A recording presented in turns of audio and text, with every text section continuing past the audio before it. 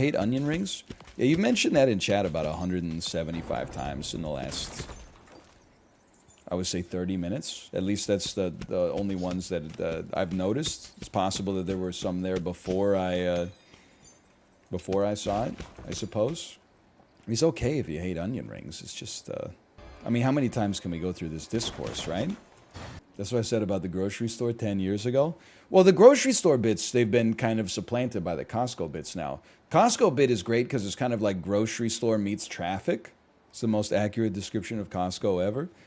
I'm telling you, I'm going to Costco later today. I'm so Costco pilled. I'm going to Costco later today, even though we're going to visit my parents for a week, starting this weekend. So I'm going to Costco for 4 days worth of groceries. You know why? Because it brings me physical pain to, like, occasionally I need stuff that I normally get at Costco. Like if I run out of cereal midweek, I normally buy cereal at Costco. But I don't want to do a whole Costco trip just to buy cereal and maybe like a couple of other things. And like going to Costco more than once a week just seems kind of like you've mismanaged your week. So rather than admit that to myself, I'll just go to a different grocery store. But then I'm going to the grocery store and I feel like a freaking idiot because I'm paying like the same price for the same cereal, but I'm getting half as much quantity. It's out of control. Like they got the economies of scale, but that's why I keep going back to Costco. That and the executive membership benefits. Galen sends his regards. No, this is a Daryl-owned grocery store. It's in the Canadian grocery store oligopoly. Help me. It's not a Galen Weston joint. It is a Daryl, whatever his name is, joint.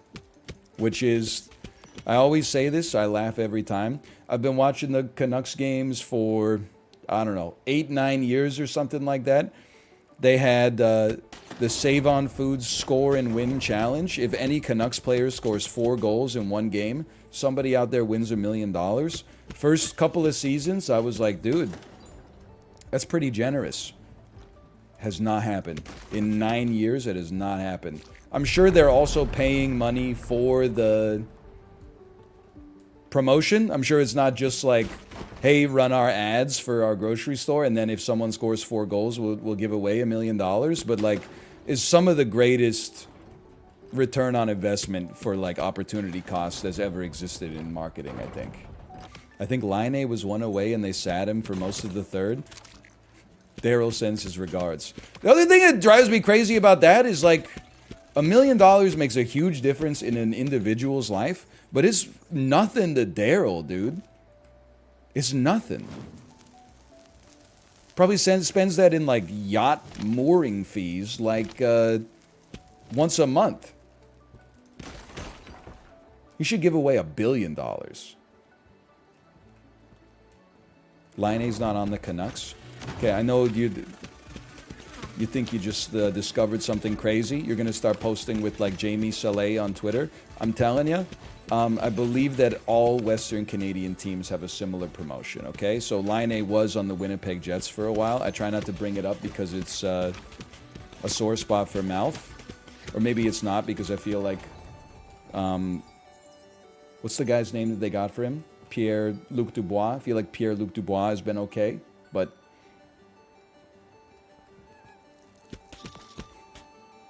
But what do I know? I don't watch the Jets games. I'm not dunking on Winnipeg. I support the Jets as a hockey team. If I'm dunking on Winnipeg, it's not the team. It's not WPG. I'm dumping on WINNIPEG. The city. Also known as the Slurpee capital of the world. I believe is Winnipeg's major claim to fame. Only discharge I got is discharge on my credit card for $362 from Costco. Would you buy like an industrial pack of ribeyes? It's pretty funny though. I'll give you a +2 on that one. Quite humorous.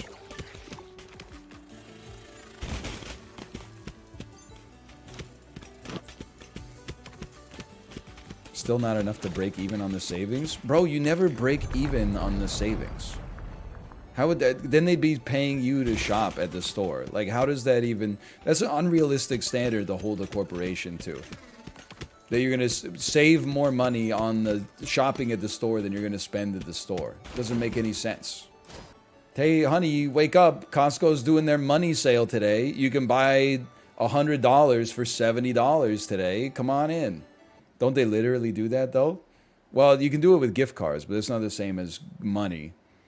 I mean, it's the same as money, like when you're paying for food in the restaurant, but you would probably value a $100 Chili's gift certificate a lot less than $100, unless you're insane. Because I don't, you know, I don't pay my taxes in Chili's gift cards. I pay them in Apple iTunes gift cards. Me buying $10,000 in Cactus Club Cafe gift cards to pay the Canada Revenue Agency. No, dude, their email address was canadarevenue@hotmail.ca. Like, I don't... It's pretty official. They're talking about breaking even on the membership? Yeah, you're not going to break even on the membership with one trip to Costco. It's like... least entitled shopper of all time. I paid off my credit card bill once, and I can't even afford my flight to Japan on points. Like, it's... you know, it's a process. I just literally walked into the enemy. I deserve everything that's coming to me.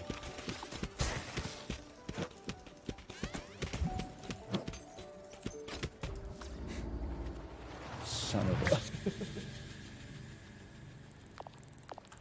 Don't even talk to me. I'm starting the run right away. It is true. The Canada Revenue Agency is going on strike.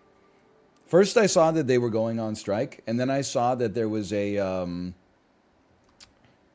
they released a press release that was like, even though we're going on strike, you still have to pay your taxes on time. And I was like, I mean, I did, but at the same time, it seems like you can't fool me. Who's gonna look? ChatGPT? Cow me? I fart, right? I have a fart superpower? No, for the sponsor. I'm not advocating that my viewers participate in... It's not tax fraud. It would be simply not paying your taxes. I don't know what that's called. Tax fraud is like, you know... I made $1 million, but I told them that I lost $1 million. Not paying your taxes, I think you could just be like, if they were like, hey, you gotta pay your taxes. Why didn't you pay your taxes? You'd be like, oh, sorry, I forgot. What are they gonna do? Hit you with, like, penalties that ruin your life forever? Probably. I don't know. I think you should do your taxes, probably. I'm not a Donald Rumsfeld guy. Did you ever see the letter that Donald Rumsfeld sent to the IRS? It was basically, the letter basically says, hey, I'm Donald Rumsfeld.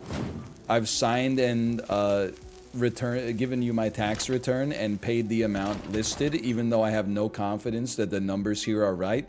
This is because the tax code is so unscrutable that it's effectively impossible for any individual without an accounting degree to possibly understand how much they actually are supposed to pay and owe. I should note my wife has also signed and returned the tax return. She also admits that she has no confidence that she's actually paying you the right amount. Thank you for your time. Hey, whoa, I was bantering! Don't shoot me twice on the same room and then... Oh my god. You know, just kill me. Just kill me. I gotta run it back. You gotta kill me. That's just such a horrible start. The bees every time. I didn't say just don't pay taxes. All I'm gonna say is when I was in the 4th grade, the teachers went on strike and my ass did not go to school. That's all I'm saying. Working class hero. My mom's like, hey, do you want to go to like computer camp? Excuse me, mom. This is me in 1995. I ain't no scab. You really think I'm gonna scab my teachers out like that?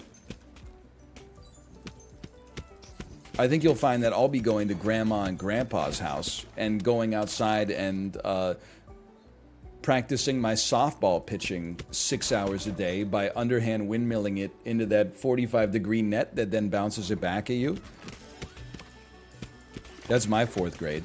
4th grade was actually, it was pretty sick. I don't want to brag, but there was like, I don't know the exact order of these because it was like almost 30 years ago now, which is kind of a crazy thing to say. But in the same year, there was a teacher's strike, and I recall it being like 2 weeks long.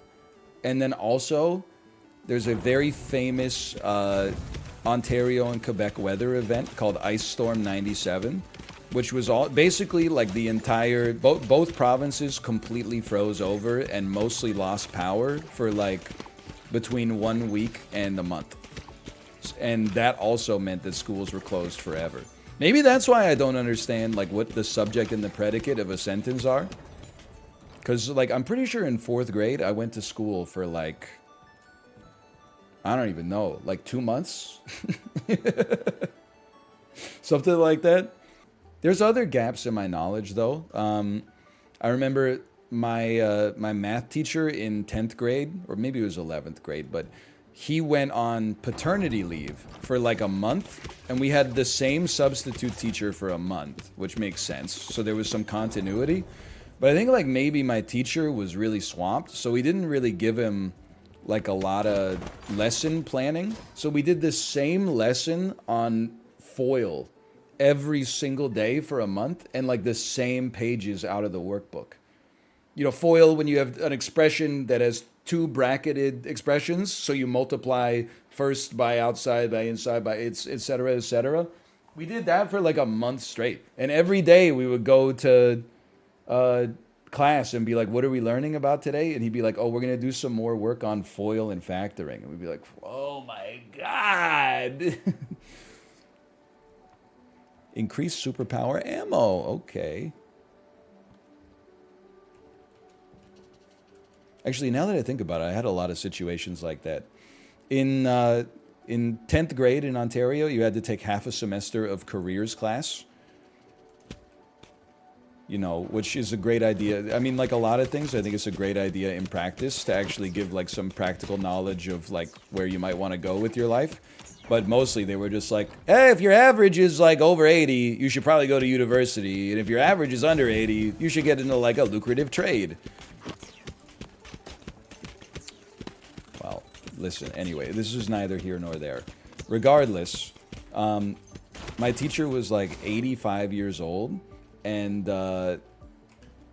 one day he came to class with like an eye patch, and we're like, what's wrong? And he said he got a detached retina.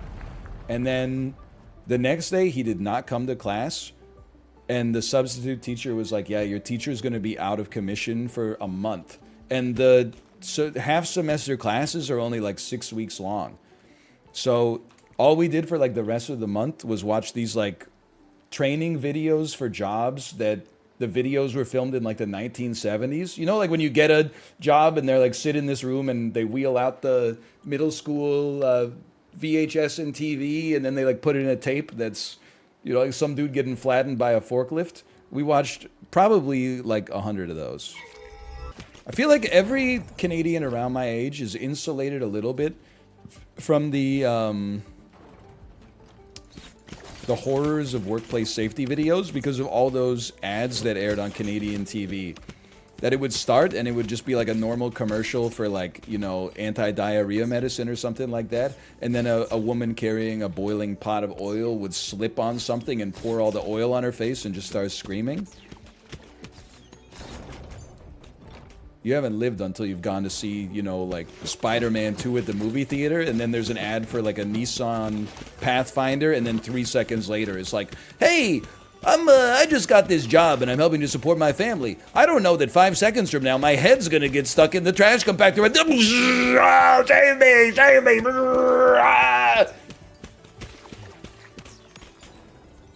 Never forget that trip to Cineplex Odeon. I hope you enjoyed it. If you did, Click the like button. It helps out a great deal. Of course, subscribe if you want to see more in the future. For now, thanks for watching, and I will see you next time. See ya!